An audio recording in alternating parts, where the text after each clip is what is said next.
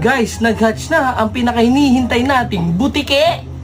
So base sa aking sinabi, meron tayong leopard gecko na nag-hatch. So magpe-prepare tayo dito ng lalagyanan niya. So yan, sprinkle natin ng water syempre. Tapos kunin na natin ang nag-hatch na leopard gecko. Ayan o, tingnan natin kung gaano kaganda yung itsura niya. Ayan o, super cute niya o. O diba? Tingnan niyo yung pattern niya, parang yung sa lamp.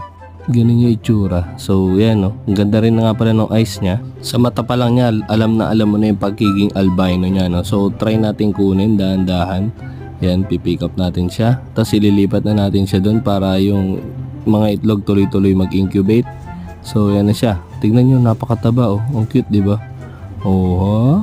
So yun lang oh, kung makikita nyo, ang bilis-bilis niya, tsaka napakabait niya, no? Hindi siya ganun ka-aggressive. So bali, ito yung pinaghatchan niya. Ayan yung itlog, tatanggalin na natin. Tapos ibabalik na natin tong mga itlog na to para ma-incubate